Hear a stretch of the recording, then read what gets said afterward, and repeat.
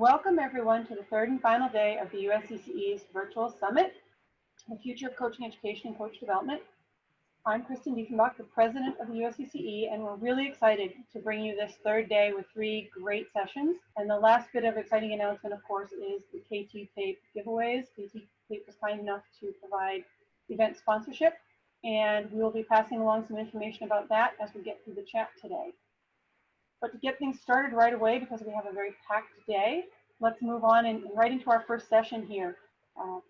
Build Back Better, Essential Initiatives and Movement Forward as we consider the work that we all do, which will be led today by Jim Whitehead, the CEO of the International Society for Sports Psychiatry, along with Anthony Moreno of Eastern Michigan University and the NSCA, and myself. So with that, I'm going to turn it over to Jim and let Jim start us off with talking about what Build Back Better means. Well, thank you, everyone. Thank you, Kristen, and everybody for being part of this. As I told Kristen last night with a group, what has been an excellent virtual summit. I've just been very impressed with the quality of it and also the actionability of it. So this is Build Back Better. And I always like to kind of, well, what are we trying to do in this session? And it's to highlight the extraordinary opportunity we have to make collective impact on the future of youth sports. Collective impact is a systematic method for how organizations and individuals can work together toward common goals. And that there are a lot of initiatives that I'll just go over very, very briefly with you that are out there and that certainly can become important to both youth sports programs and efforts, but in the broader frame as well. And then special emphasis on the coaching, education and coaching development that you will hear from Kristen and Tony, and how we can build back better. So another title for this session also could have been May We Live in Interesting Times. As we all recognize, that concept of May We Live in Interesting Times has been with us from Winston Churchill to John Kennedy to Robert Kennedy to you name it. It's built on the Chinese paradox of is change an opportunity or a threat? And the answer is yes. It depends on what we do with it. But this quote about, this is from Robert Kennedy in Cape Town in 1966. That interesting times are full of danger and uncertainty, but they are also more open to the creative energy of people than any other points in history. So, as Winston Churchill said, never waste a good crisis. In a more constructive and proactive way, maybe we look at, this is an opportunity with that idea of building back better, which we will focus on before we are done. And really just to set this up, ultimate success, I think, for this session it would be that you as an individual or your organization or institution becomes involved with something that is collective and that has the power to make a difference. That's what we're wanting to see it achieved here. The general flow for mine will be, we'll discuss what we'll discuss and try to accomplish. I've just said that. Our current interesting times, the road to build back better, and vital opportunities for collaborations. And then Kristen and Tony will be talking about next steps with you. So what we will discuss and try to accomplish, you've already indicated, we're wanting your engagement. We're wanting you to think about how to work together in a collaborative way. And we're also wanting to present as opportunities a lot of initiatives that are out there that really do need to be aligned with each other, but that are marvelous opportunities for the organization of you as an individual professional, and also for your institution and your organizational organizations. If we look at these interesting times, one in particularly regard to youth sports, there is a real concerned about the future of youth sports from a health standpoint, return to safe play, but definitely from an economic standpoint, that this is a time when, as I'll show in a moment, that there are dire forecasts for the economic sustainability for a vast number of youth sports organizations or youth sports as a sector in the US and globally. So originally we started talking about a Marshall Plan for youth sports. And for those of you who may not be familiar with that, there's even today talking about, well, what we need is a Marshall Plan. And in post-World War II, where you had Europe that was very devastated, there was stimulus funding that had a very sharp strategy attached to it. It would benefit not only Western Europe, but also the US. And so the idea, well, how can we apply this to youth sports in 2020? And as I said, the projections for US youth sports are devastating, with some forecasting as much as 40 to 50%, and I've seen even higher than that, of youth sports organizations, with just a staggering drop in participation and loss of gains in health and other benefits.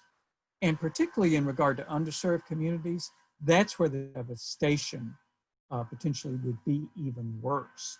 So the idea is an equivalent of a 21st century Marshall Plan for youth sports in the US.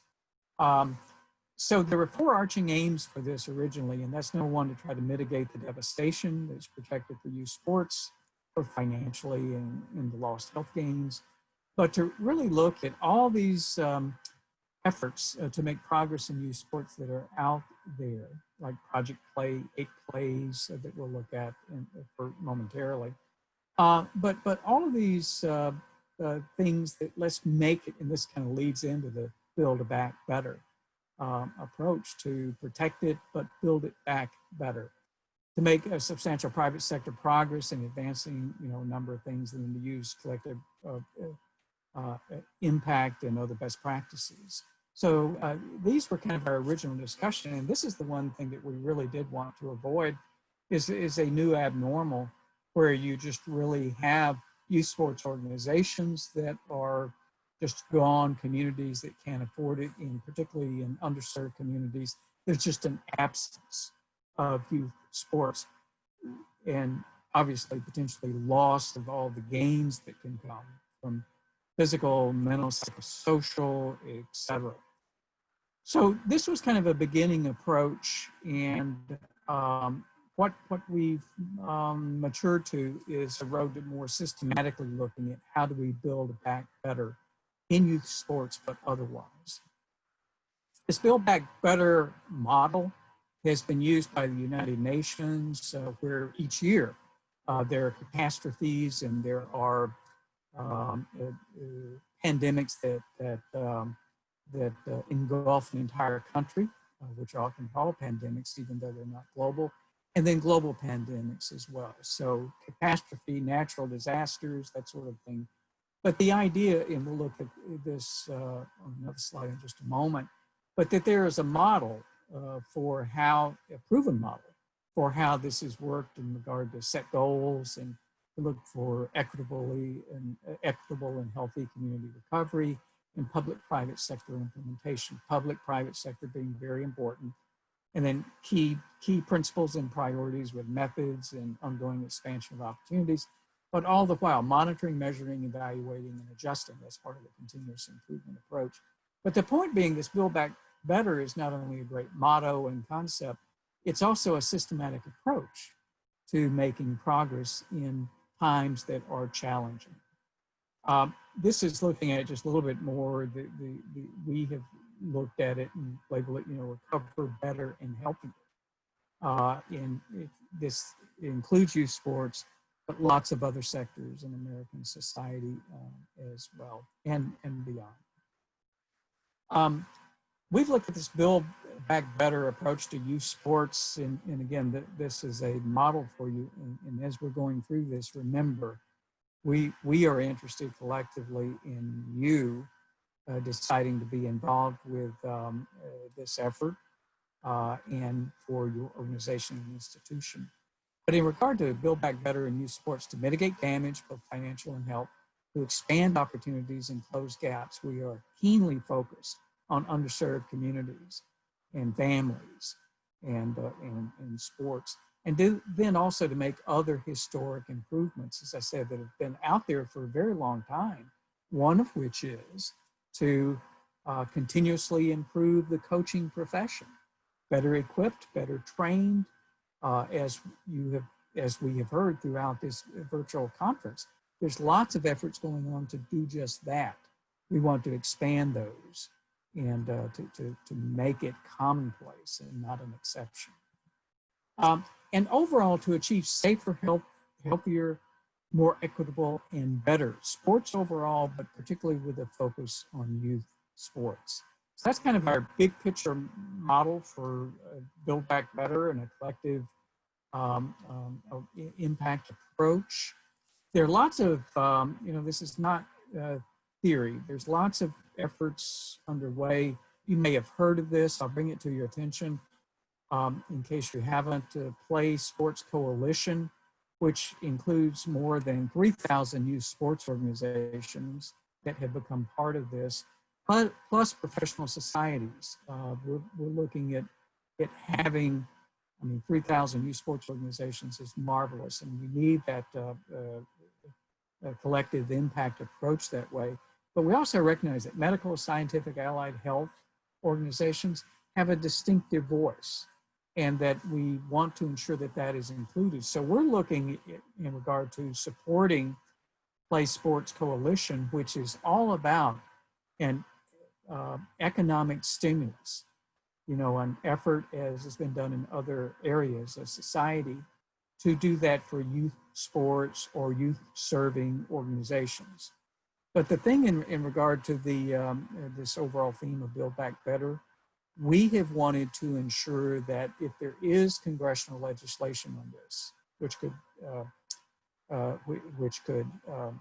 save thousands of youth sports organizations around the country, we want there to be things like a real emphasis on underserved communities, make sure that it's there, but overall, that it's not only youth sports as it exists today, but a better youth sports.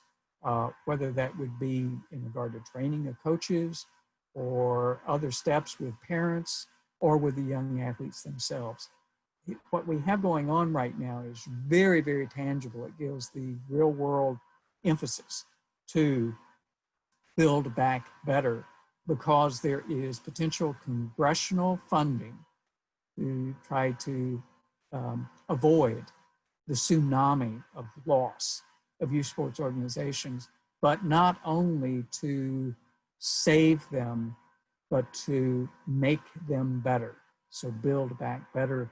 And what we're proposing in congressional legislation, you can't get into too many details with that kind of stuff in a congressional law, but that there is an expectation that youth sports organizations that are receiving funding that may come from Congress also begin to take steps to make improvements and progress and to build back better youth sports throughout the country.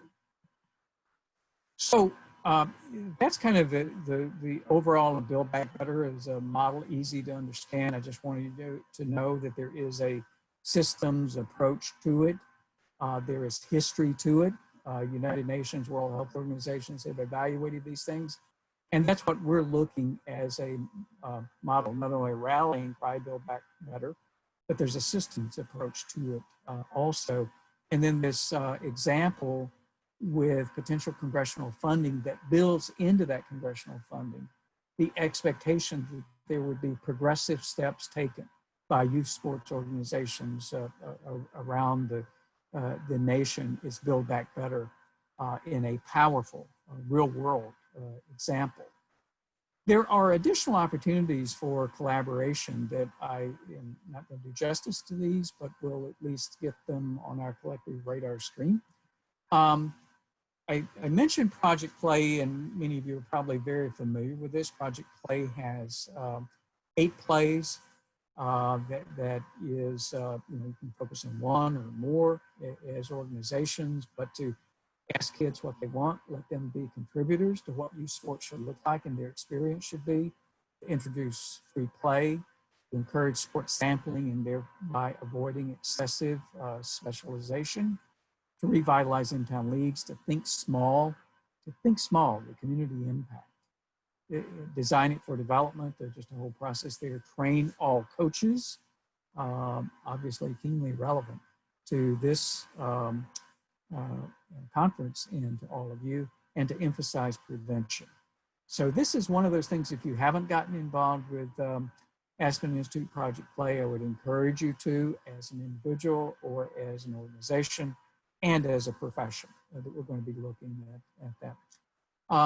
You know, it's very, it's noteworthy that this is Aspen Institute Project Play. Aspen Institute is a global international think tank, and it only addresses issues that it considers important in the intermix of everything else that's going on. And it certainly is focused on youth sports and has systematically developed this initiative. And I encourage, again, your involvement with it. This is very new, and it's very consistent with Build Back Better. On June the 1st, on Monday, Tom Ferry, who's the executive director of Project Play, and who formerly was at ESPN and has been concerned about making progress in youth sports for a very long time. Published a document about how sports can help rebuild America.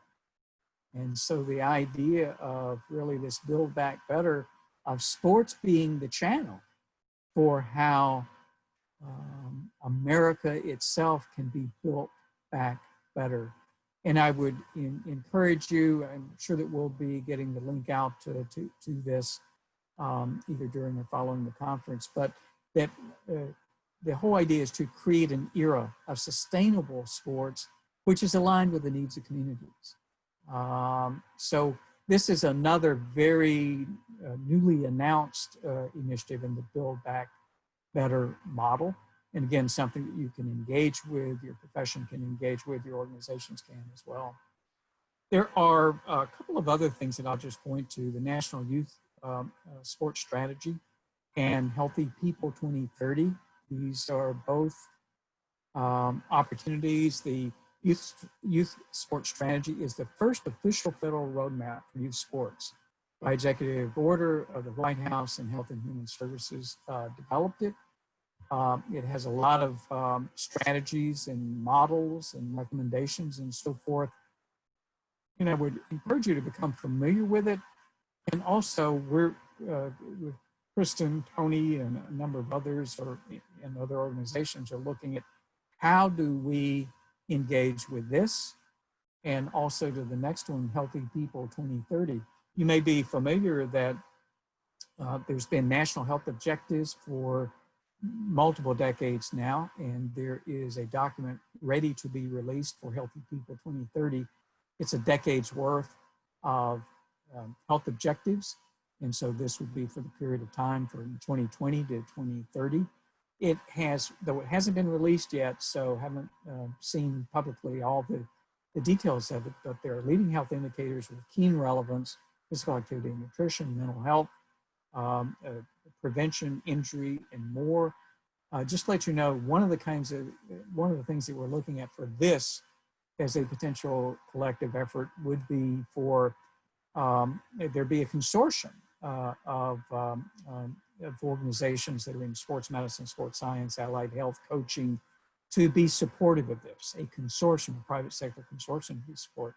And also what we'll be talking about before this session is over is how do we link all of these things together in a powerful way? What's common denominator?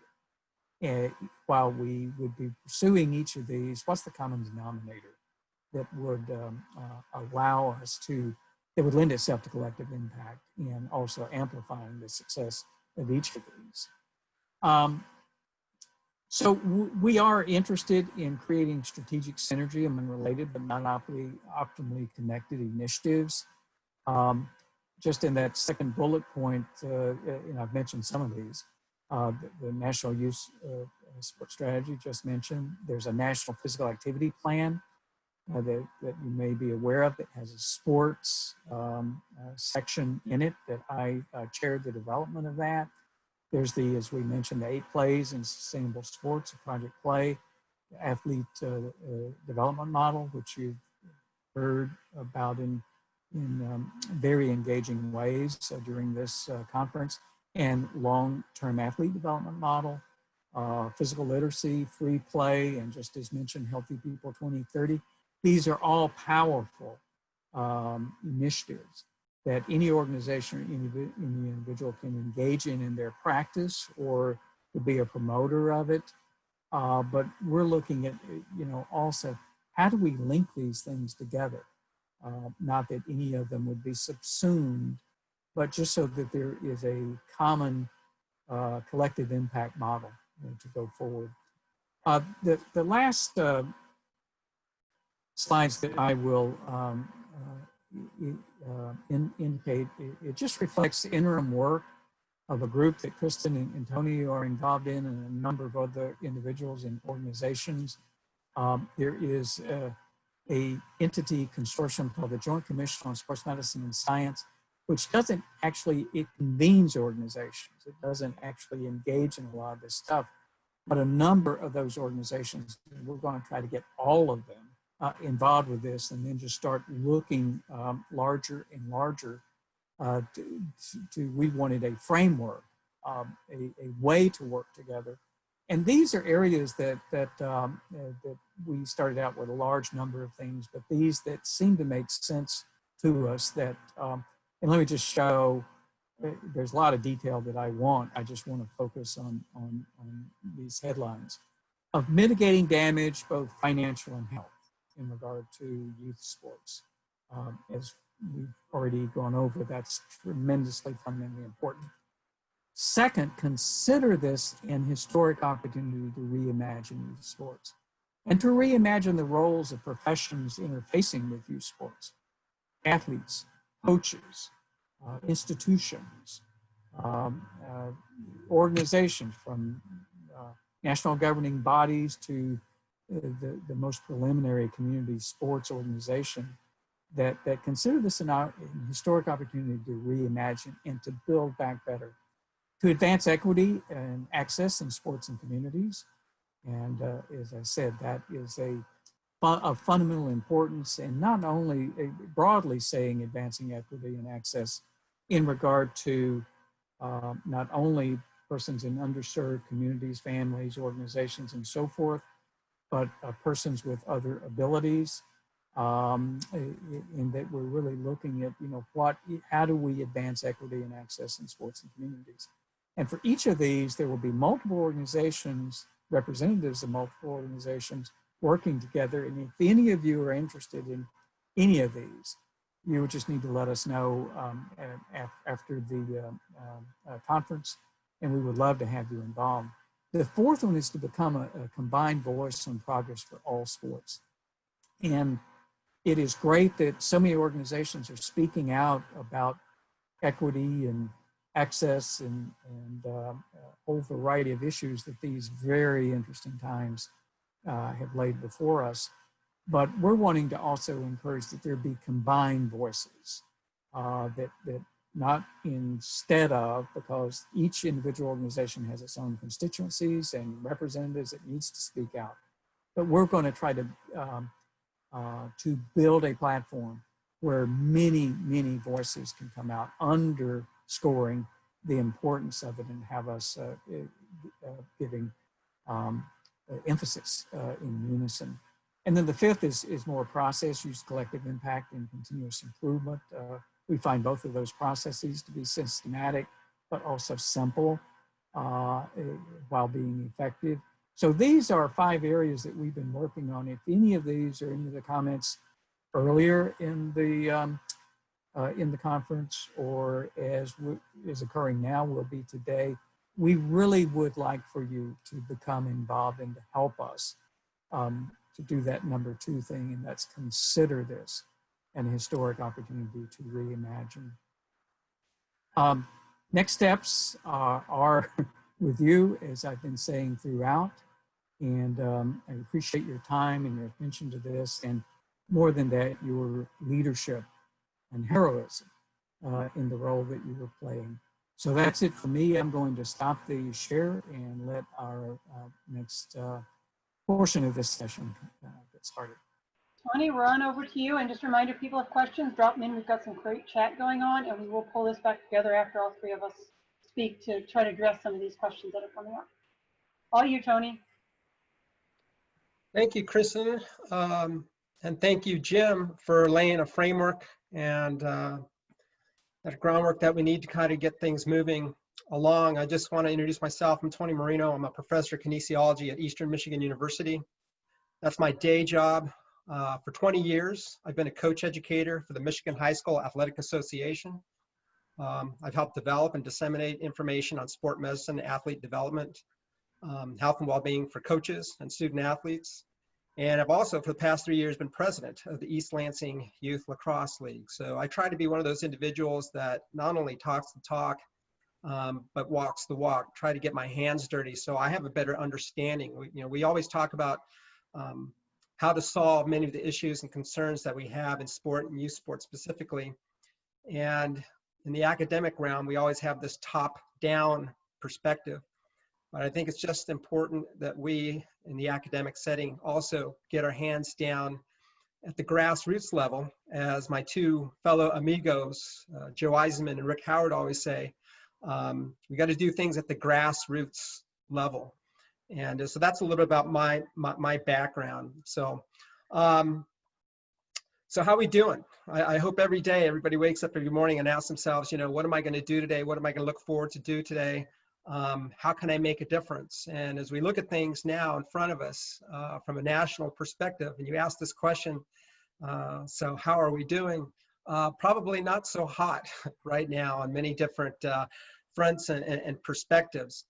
And as I look at many of the things that we talk about in youth sport, the increased number of youth sport injuries, the burnout issues that we see in youth sport, the privatization, sports specialization, these types of issues that we see in youth sport, what are some of the things that we can rally around to try to improve or fix our youth sport culture? Because remember, every youth one day is going to be an adult participant. So it's important to look at it from that perspective as well.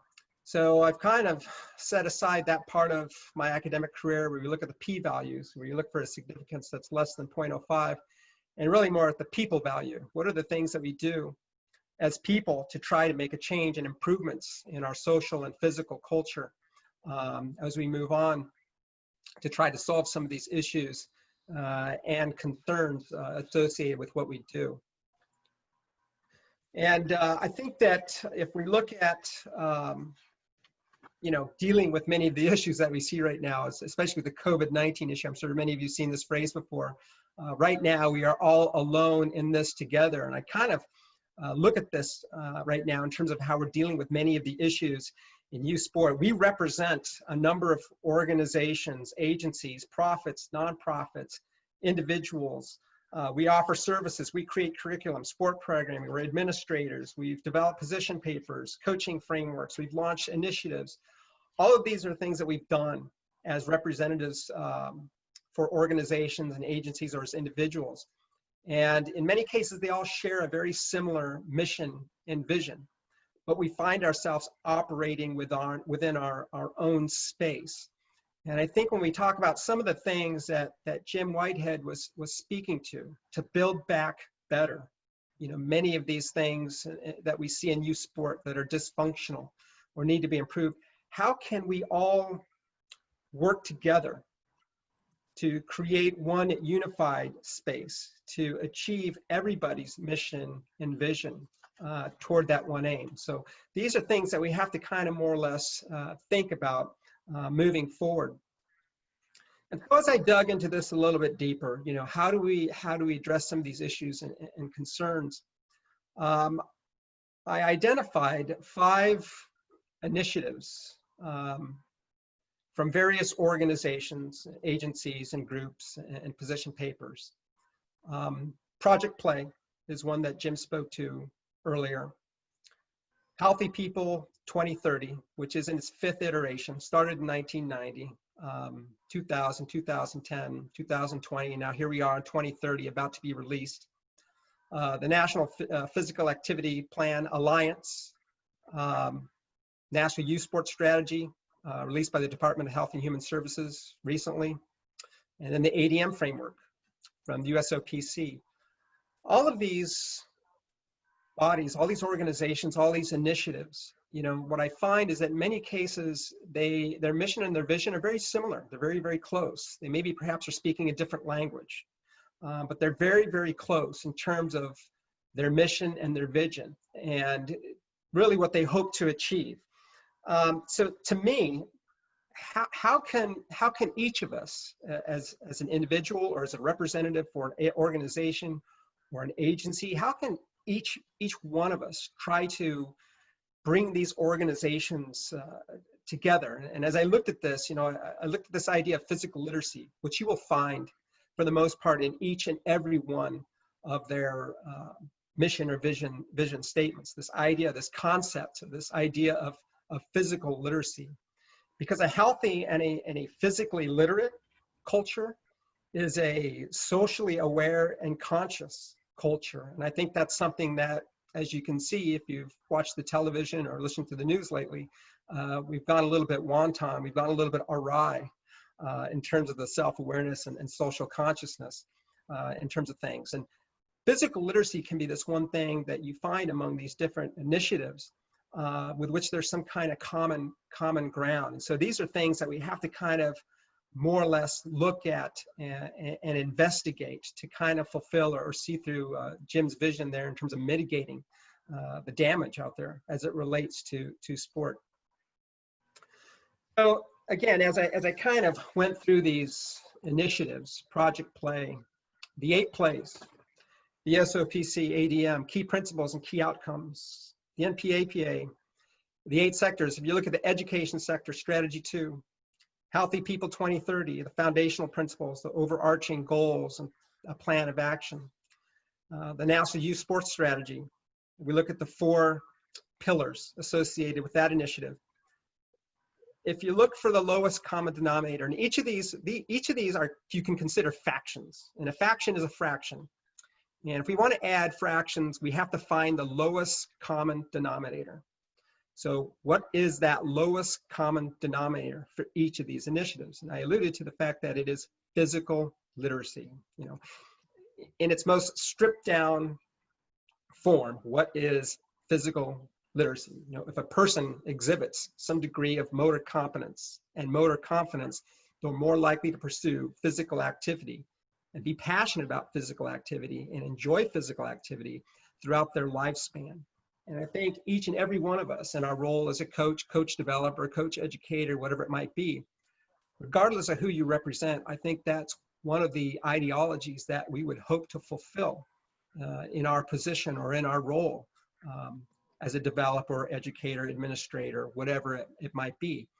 So the lowest common denominator, that one thing that brings all of us in this room, this virtual Zoom meeting together, the one thing that brings us together is this idea or this concept of physical literacy. And if you go through each and every one of these initiatives, you know, how do we get there? How do we fulfill the 8 plays? How do we fulfill the key principles? How do we fulfill strategy 2? How do we do these things? These initiatives will refer to areas in physical education as being one of the vehicles with which we can fulfill these initiatives. Youth sport can be a vehicle that we use to push forward these initiatives. Community recreation we can use, again, as a vehicle to move these initiatives forward. So there is some common ground. When you wake up every day and you ask yourself, what is my common ground with these various initiatives?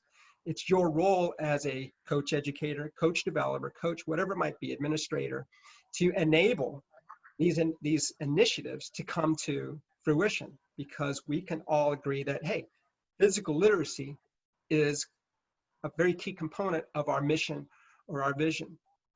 And we talk about, you know, how do we fulfill these things? How do we fulfill these things in an equitable manner, in a socially just manner? And you can ask yourself, is youth sport a equitable, socially just system right now? I'm not going to give you the answer to that question. I'm going to let you think for yourself. Is it an equitable system right now? We know that in a school setting, or we would hope in a school setting, or we would hope in a community recreation setting, that there would be opportunities for equity. And even if they are or they're not, they're being absolutely economically devastated right now. The tax base, because of shelter in place and other things, other events that are taking place right now, the tax base is being decimated. And everybody in this call knows as well as I do, the first thing people go look to cut typically are recreational and sports activities and those types of services. That tax base is being absolutely decimated right now. And so we got to ask ourselves, so how are we going to launch, how are we going to initiate programming or services in communities that need them when the potential for funding and backing won't be there? So this is going to be a whole nother issue or topic that we have to explore as a group. But I just kind of put this table in here so everybody understands that we all, as a coach, play a very critical role in supporting each and every one of these initiatives. These are altruistic initiatives. We have initiatives in place because we know that we have concerns or issues or whatever they might be. So, not to have another set of pillars here. There's a lot of pillars out there, the 4 pillars, the 10 pillars of the NSCA, and I've got 5 pillars here. But I just use these pillars as a representation.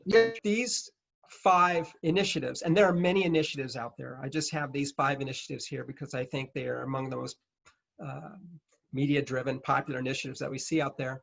But these are all initiatives that can support quality physical education and a youth sport experience. And we know that if our youth are exposed to quality physical education experiences, positive youth sport experiences, we know if we are on the path to providing a physically literate culture, that they are going to be physically active and move throughout the lifespan. And these are the underpinnings of a society that is physically literate. And if you recall what I said earlier, a physically literate society, I'll let the sports psychologists and sociologists address this, but a physically literate society tends to be a more self-aware and conscious society. So each of these initiatives are important. And as a youth coach, in terms of making these visions and mission of these initiatives important, that's a very important role that we have to fulfill.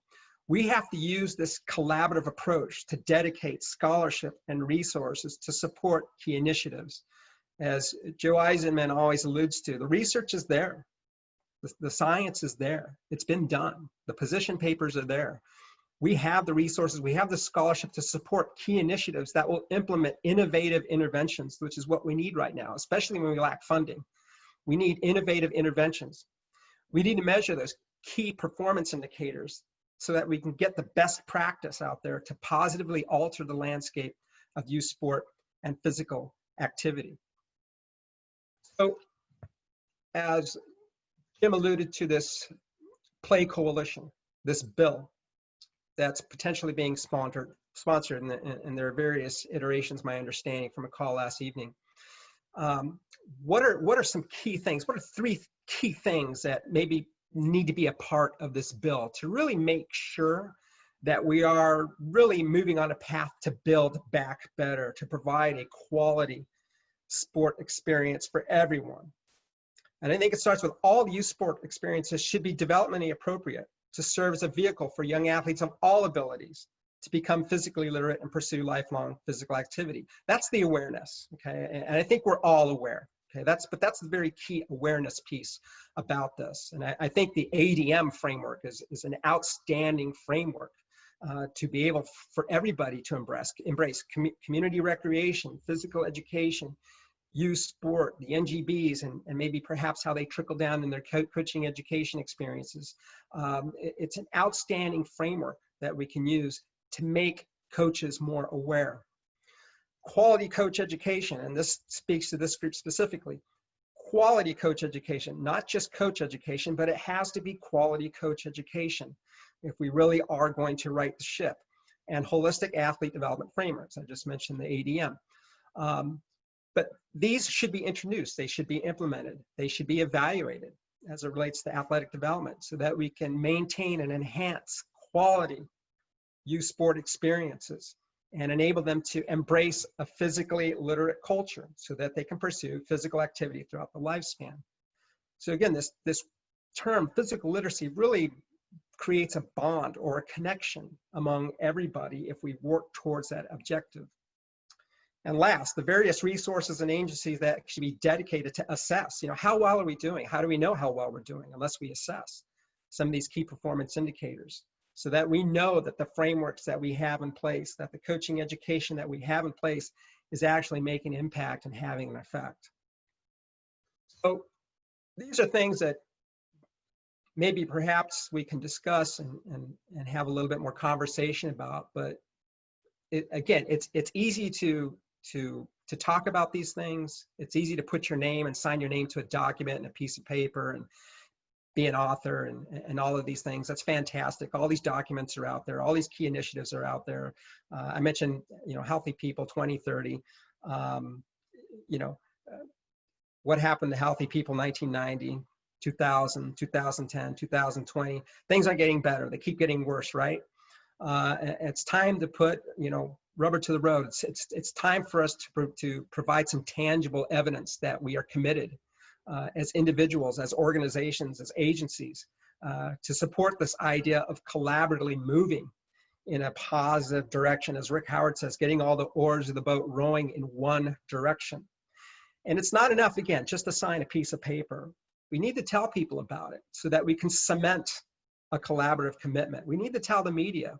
We're talking the talk, it's time to walk the walk. We need to collaboratively advocate through the media to make more people aware and the importance of quality coach education.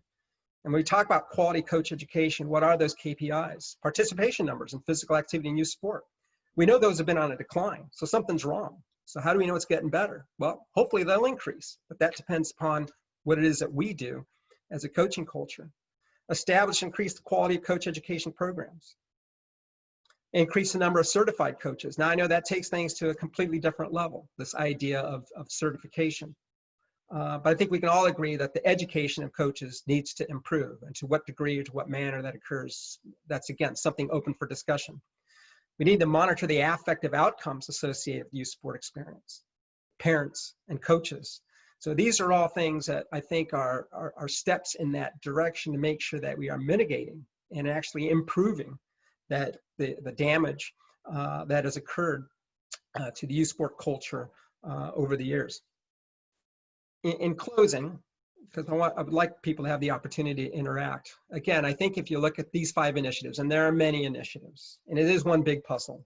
Trying to solve a problem to this issue is one very, very large puzzle. And I believe, I'm always an optimist, but I believe the pieces can fit. Instead of working in silos, instead of working separately to fulfill our own mission and vision, all of us can come together and help provide solutions and action items to kind of solve this dilemma that we see in youth sport. I kind of think about it as a potluck, so to speak. All of us are going to a picnic or to a dinner, whatever it might be. And all of us are going to bring a different dish, but that dish is unique to us. Somebody might bring potato salad, somebody might bring green beans, somebody might bring barbecue chicken, I don't know. But we're all bringing a different dish or a different item. But we're all coming together collectively and collaboratively to try to find a solution to the issues and concerns that we see as it relates to youth sport. And Jim Whitehead provided a great a model, a framework, a concept, if you will, to push this initiative forward. I'm going to act to try to serve as a recruiter. We need people, we need agencies, we need organizations to work together, to collude, so that we actually can build back better. So that's my piece for now, and I'm going to turn it over to Kristen so that we can maybe perhaps move forward and share. Fantastic, Tony. Thanks so much. And I'm going to bring it home with just a short piece, really taking a look at where we sit thinking about the role of coaching education and coach developers as we think about all of this, because Jim and Tony have given us quite a bit to think about, and we want to make sure this is really clear and specific to what we're all doing. And so the first thing I'd sort of like to share with you is a model of collaborative impact that Jim actually shared with me and brought to my radar screen a number of years ago, where we're really thinking about this recognition for the possibility of change and thinking about calling for a new way of working and looking for understanding the systems, and where the USCCE is really trying to work as we think about the coach education, coach development piece in all this, of building a container and building a shared understanding, enabling the work and building alignment. And so with that spirit, or with that in mind, moving forward and talking about this a little bit, we know that in our culture, coach is a capital C word. Coaches are ambassadors of health, they're pillars of the community. We put a lot of weight, value, and importance on a coach. And we also have really started to acknowledge the complexity of coaching. They are a deep part of the fabric of our culture. There are books and movies, and even into the academic literature. We spend a lot of time talking about them. And as we're talking about them, we're also talking a lot about our youth sport culture. And as Jim and Tony alluded to, we've got some great reports out there. Of course, Aspen Institute was able to bring to the forefront the long litany of research that had happened in the academic world as well as in the applied world, and to really recognize some of the problems in our system. Despite the fact that we put a lot of emphasis and power into the concept of coaching, we don't have a perfect system. And in this conversation, and in the pulling together that the Aspen Institute was able to do, as Jim and Tony both said, we really have what this important play here, place 7 in the list, of training all coaches, and the recognized challenge of well-meaning but largely untrained volunteers, or trained volunteers in very scattered systems where there's no unification or even necessarily clarity as you move from one system to the next. As we continue to look at these documents, we also have, as Jim spoke about, the National Youth Sports Strategy. And the fourth pillar of that strategy is specific around this idea of establishing a national and local strategy to recruit volunteers through coaching. And one of the big key pieces there in that fourth strategy that fits in with this movement of what coach educators and coach developers do. If we dig a little bit deeper into the National Youth Sports Strategy and take a look at some of the opportunities and action items for an organization or at the organizational level, we'll see that there are very specific conversations around the emphasis on quality coaching skills and on the recruitment, training, and retention of coaches and volunteers, which is a really important shift away from the coach themselves being responsible for getting trained to this idea that the system needs to better support the training, recruitment, and retention of these volunteers, which I think is a really important shift as we think about the work that we as coach educators and coach developers do. There was one report that's come out recently that was not highlighted that I wanted to make sure I put on people's radar screens, and that's the work of SIGA, the Sports Integrity Global Alliance, around the youth development and child protection. They've been developing documents. There was supposed to be a large release actually in March 2020 in New York. Of course, it was supposed to have happened at the end of the month in March and did not happen because of the COVID situation. However, this document, you can see the groups that participated in the development of this document, is a universal standard for youth development and child protection that ranges from the quality and safeguarding of children from a safe sport perspective, all the way through to quality training and development of the coaches to best protect our young in sports. And again, it's another important shift away from the coach being solely responsible for their training and the emphasis on what the coach needs to do, and backing up and saying to the systems, are you doing what you need to do to create a system in which coaches are getting the best quality training and ongoing development environments? And keep your eyes open for where this document is going to be going. I also want to note, because I think it's a really important conversation that's been going a bit in the chat as we've been going along as well, that none of this is new, right? This is not a new conversation. We've got folks and we've got documents and we've got writing going back to, well, one of the earliest I saw was a forward by Howard Cosell in the early 70s about the problems with youth sport, particularly with Little League. And we've got a lot of writing on this, including this nice document that was published in 2013 that talks about what we think should be a minimum standard in sport coaching that was put out by NASB, the earlier part of Shape America when it was still AFERD. And so we've been talking about this for a long time. Along that same lines, the National Standards for Sport Coaches, which first came out in 1995 and is now in its third iteration of collaborative impact effort of groups to come together and talk about what should be the standards for sport coaches. These documents are out there. The challenge has been, especially as Tony alluded to, that we haven't done such a great job of standing up and making sure that those things are accessible and a part of the collective conversation. And so what I really want to do at the end of this as we pull it together and then bring it back to questions is to highlight to everybody, what can we do? What is the collective impact of coach developers as we think about this? And some of you may recognize this slide as one we had up as a poster at the summit last year with representing about 350, 400 organizations that do something in the way of leadership. And I just want to make you aware that the list that we have has grown to over 3,000 groups at the state, multi-state, and national level that aren't necessarily all well collected in this conversation, which really hurts our impact to do collaborative impact. And so, again, looking to see in our piece of the world, the coach educators, coach developers, how do we come together? I also wanted to highlight that this conversation is growing, right? We are getting more and more information. Joe had put in some great resources around how we're doing research on impact. We're also talking more about how we're doing coaching education, how we are coach developing, and what are these works. And it's a small stack of books that have so far are out there. I put the dinosaur there for size reference, but it's a growing field, right?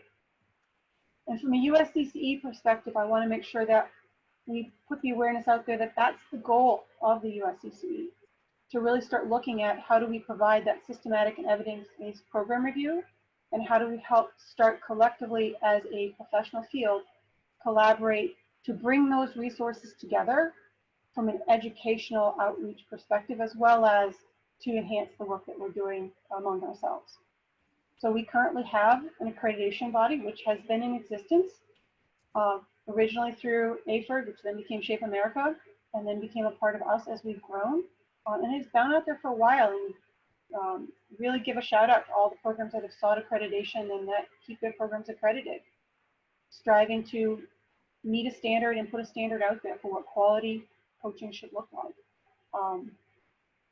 In December 2019, it's on the website, we did a nice program around examining coaching and coach education in the United States, but we know we don't know enough about who is coaching, for how long do they coach. We've got pockets of information, but not good information from a large perspective. What's the impact on their preparation? What's the impact on the practice? Again, we have pockets, but not the bigger conversation. Who are the coach educators and coach developers? And what's required to do those jobs well? And how do we continue to help that conversation? And then just to make you aware of some other initiatives that the USCCE is working on, in January we released a joint movement to improve sport coaching. You can find that on our website, and really talking about how do we do an actionable item around this idea of this is important, what do we do? And it provides some key ideas, as well as a joint initiative to support the profession of sport coaching, which again was also released in January, in which we're looking to raise the conversation and raise the collaboration around these two ideas of supporting the minimum standards in youth sport coaching and supporting the professionalism in sport coaching, and looking for ways to collaborate and work on that. So as I promised, I wanted to give us a good 15 or so minutes to talk, just reminding you that the goal here is collaborative impact. How do we come together to build back better? Where are the places we share? And to steal a little bit of Tony's language here, how do we bring it to the potluck?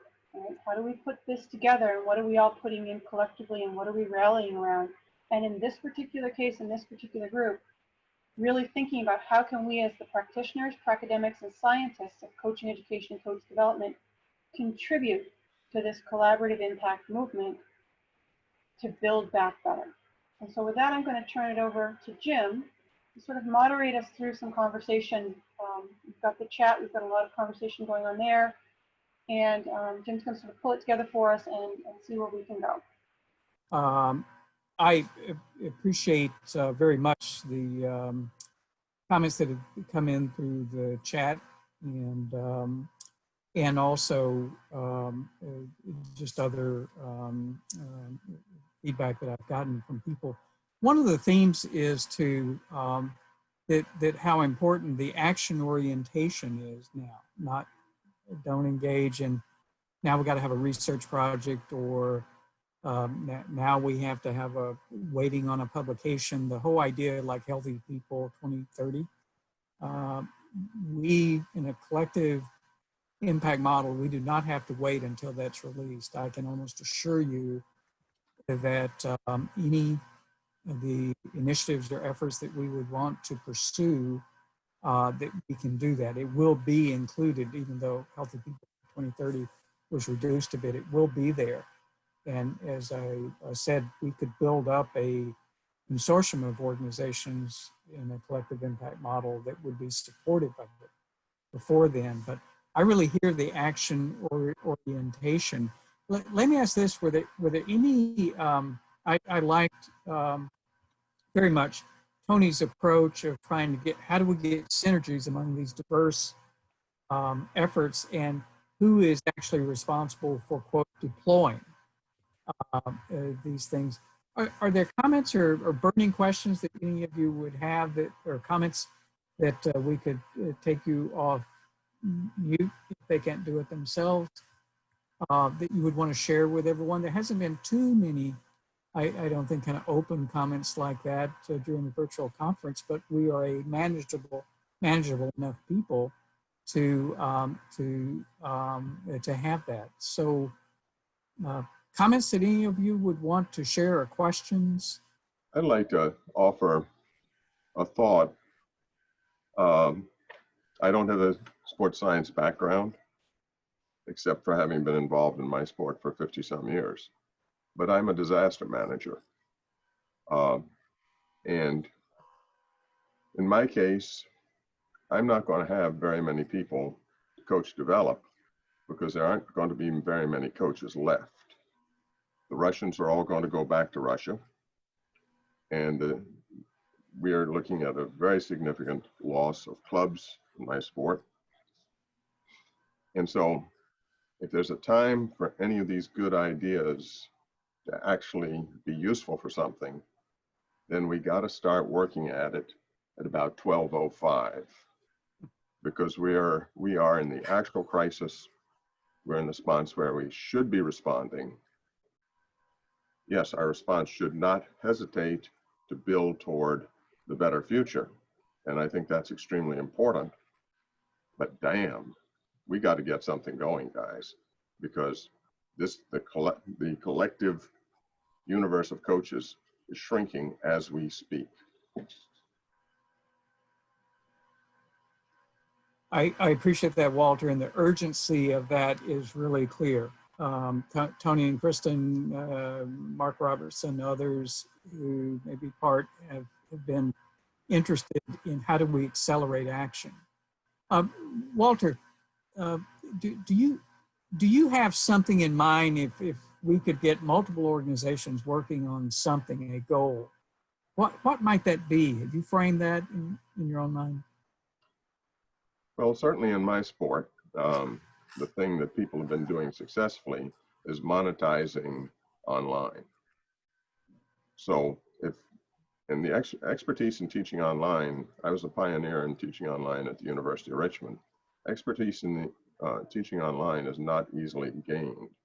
So there's a lot of, for instance, I teach a sport where it requires one person to hit the other. I'm a fencer. And if you try to teach fencing on Zoom, either you demonstrate it yourself with a partner, which has to be at least 10 feet away under social distancing rules, which means if you're trying to hit somebody, you're trying to hit the air. And there's a time delay. So the question is, we need to start looking, from my perspective, we need to look at how we can monetize things that we can do, and how do we find a way to present those to an audience. Just to get cash flow. I haven't had cash flow since the 18th of March. And in a business that's sitting there on the edge routinely, on a day-to-day basis. That's a crisis. Yes. Excellent. Thank you for that. I see that Wayne Moss has joined us, who has been played an important role in the Play Sport Coalition.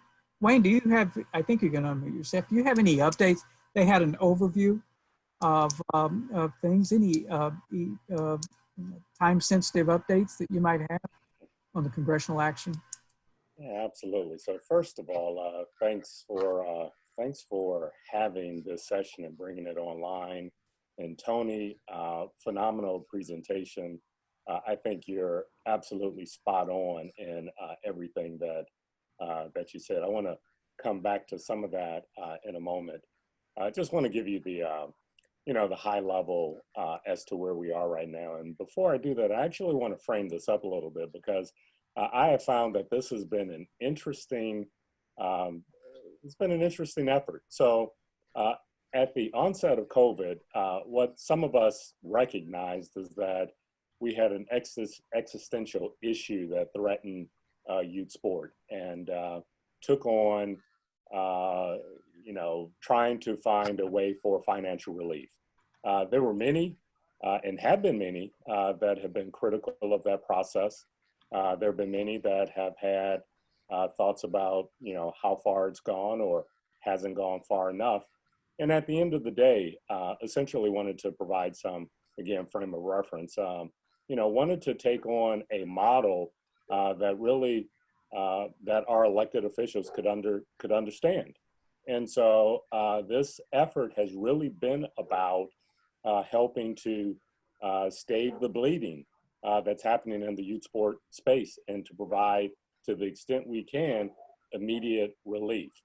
That has raised a whole nother conversation about how do we get youth sports back better than it was. And I think there's a huge opportunity for that. And I think there's a new willingness, I think, for folks to, take on that collaborative approach.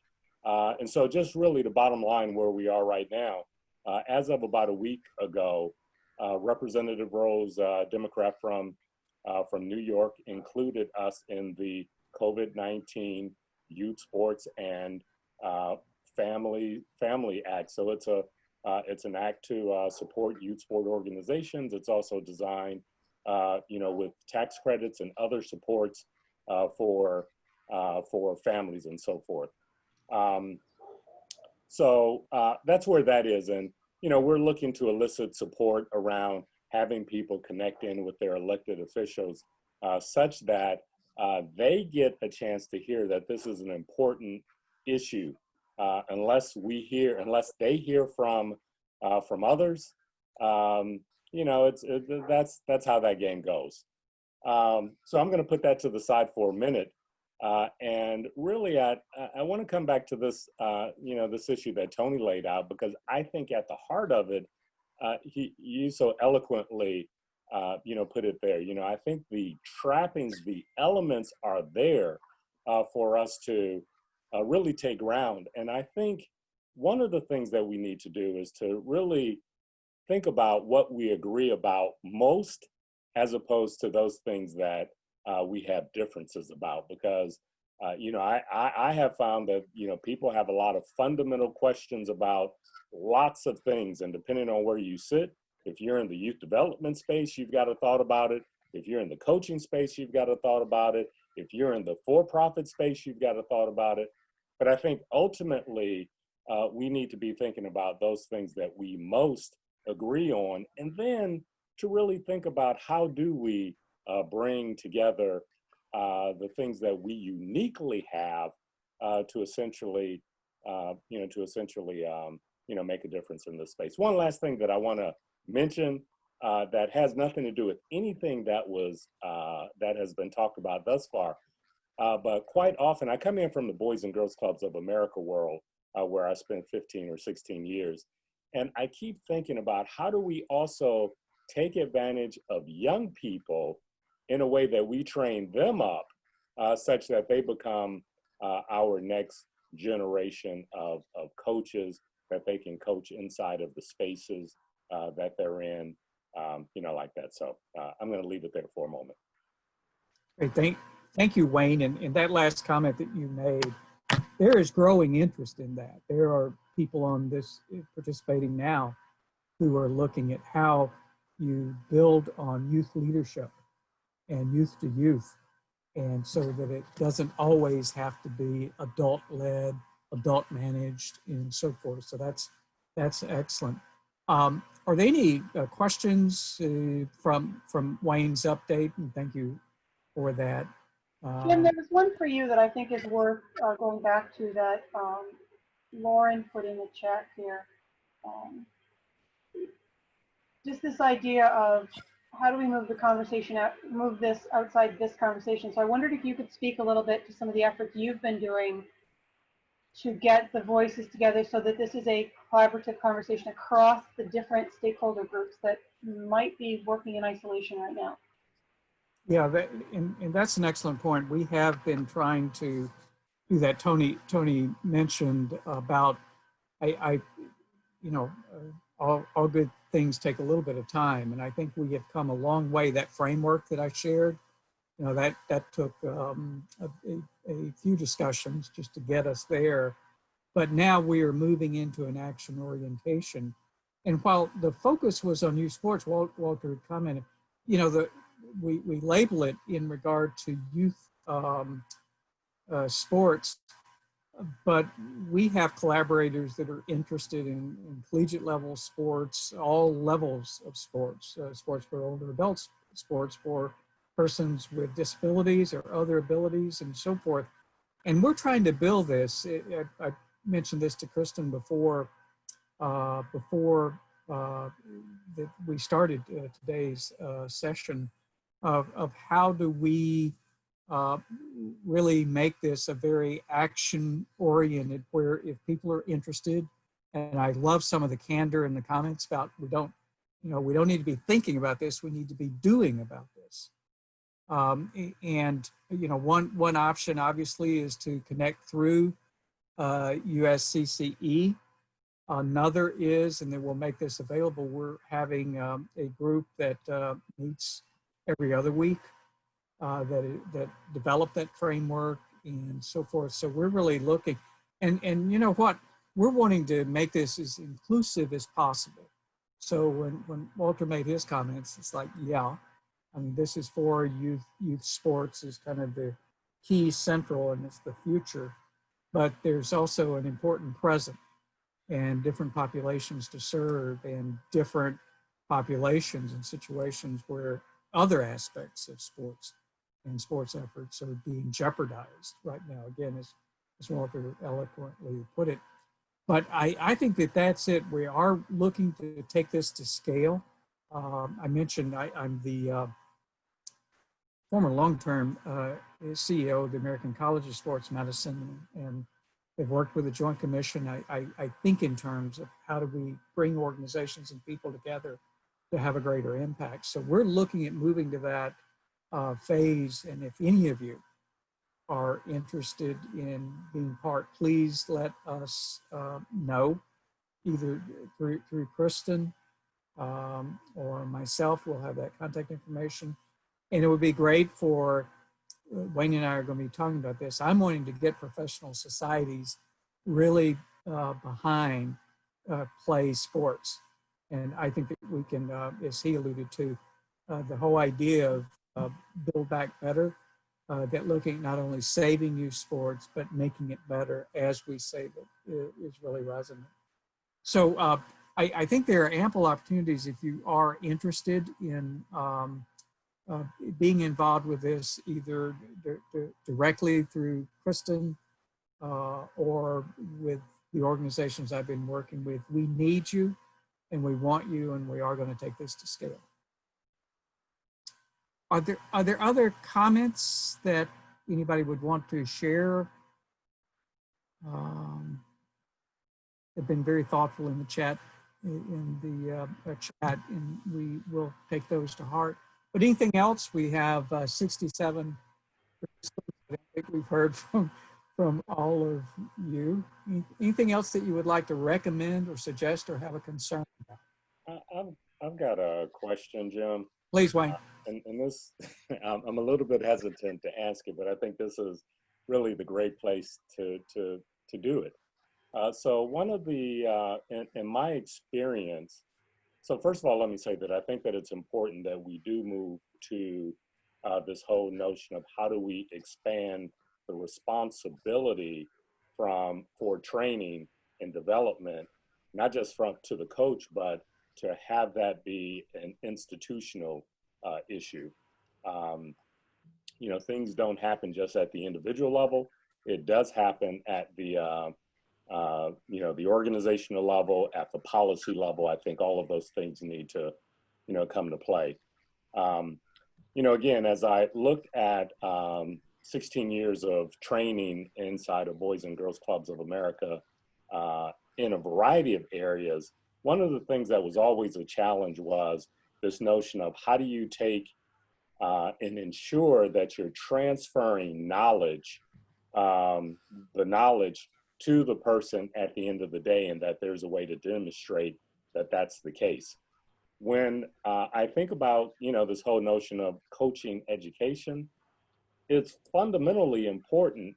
And I'm wondering, you know, just what the, you know, the group's thoughts may be about how do we literally determine the effectiveness of those trainings? What are the most appropriate training to be had? And, you know, like that. So I'm just wondering if there are general thoughts about that.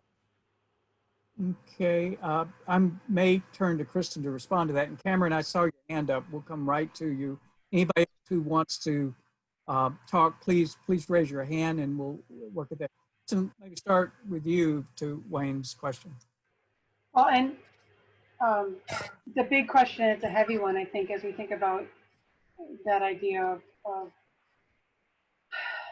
I think that's part of the conversation that we need to be having as a group. There are pieces and pockets and things that are being done, but how do we collectively get that conversation together better? And I know Tony was talking a little bit about some of this stuff the other day.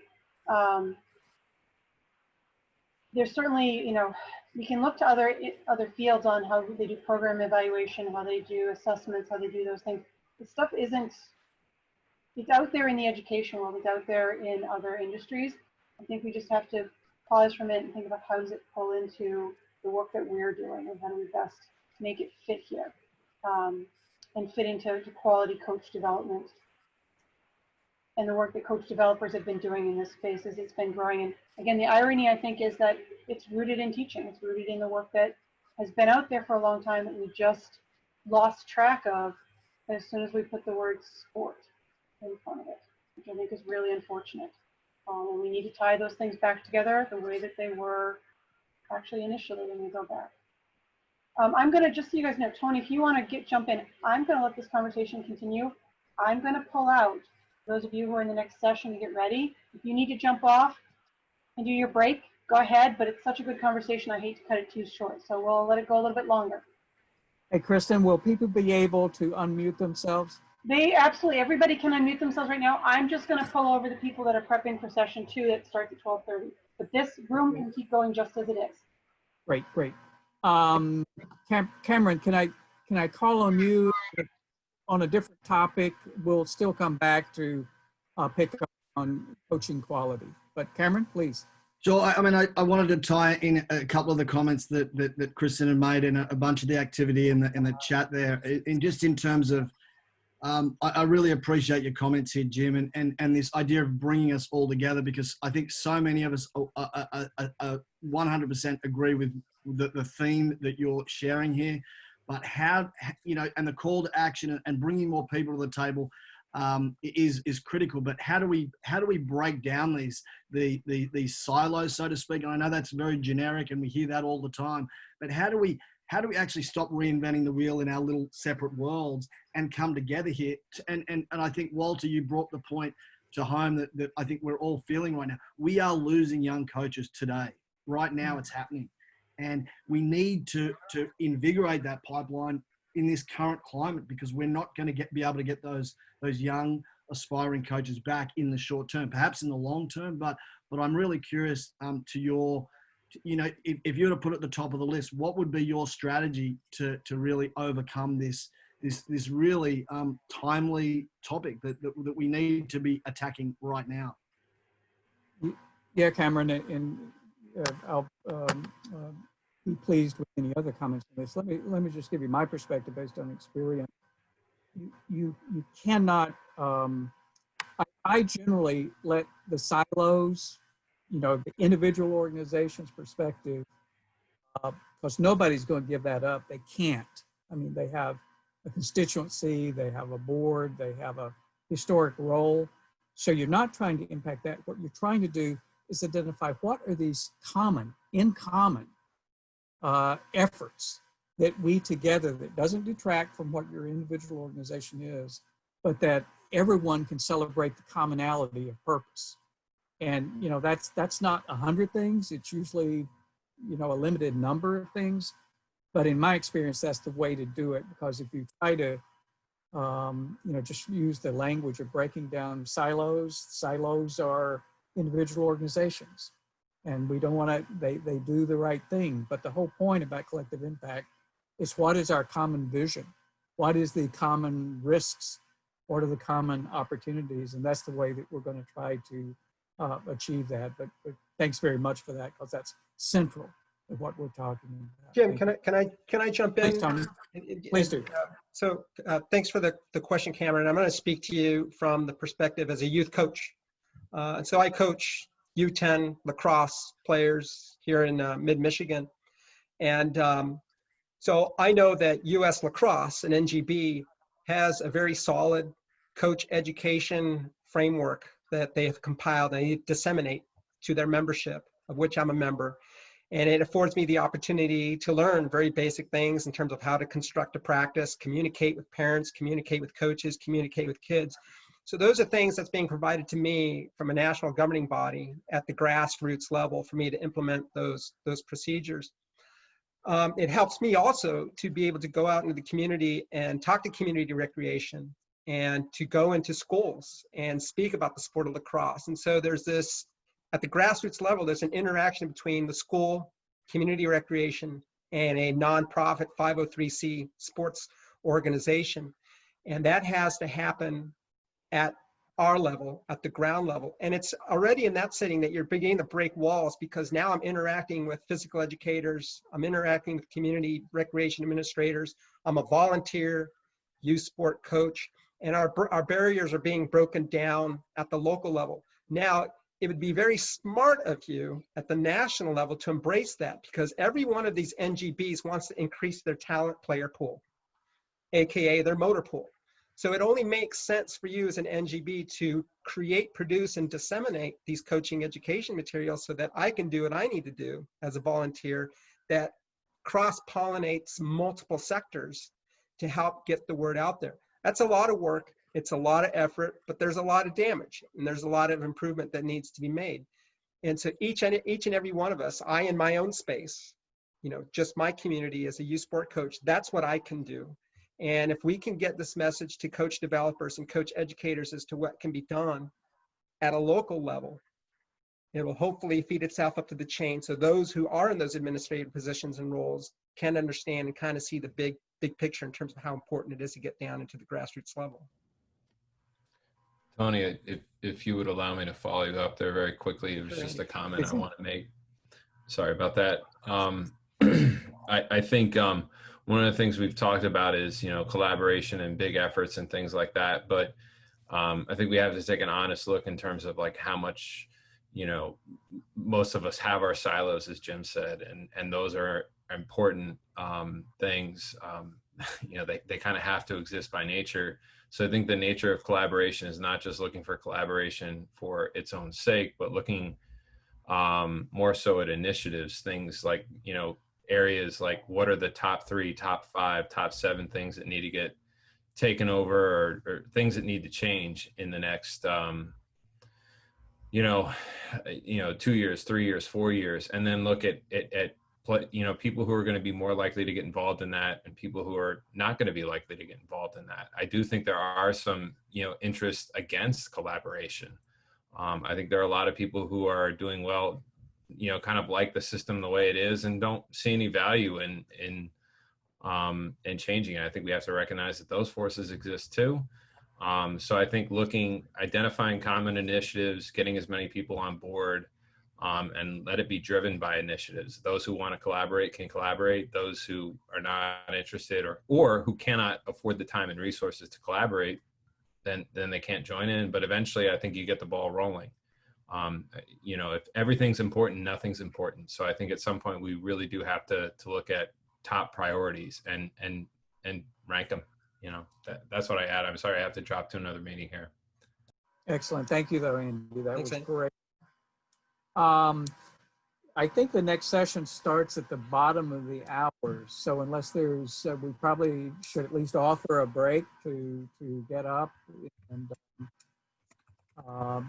come back. But are there any final closing comments that anyone would want to share?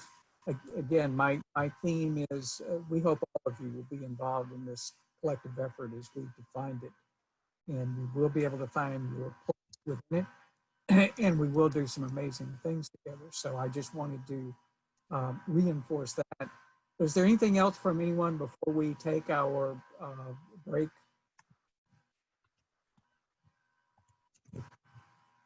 If not, I want to thank Kristen. I want to thank Tony. Fundamentally, though, I want to thank all of you. I can just feel the energy in both the chat comments and the shared comments that you have made, and I just know that it's there, and you're going to be a very important part of progress. So we'll go officially do a very small break, but thank you all for your leadership, and look forward to Give you 5 minutes. You must do 2 laps around the house and hit the bathroom, because remember, it's a physical activity break, so 5 minutes. Thank you, everybody, for a really engaging session and really exciting. And just to let you know, the group coming up next is going to be speaking about how they've navigated building some of those partnerships and how they work from a organization leadership perspective. So come back in 5 and we'll get going. And to Jim and Tony, thank you so much for bringing this to us.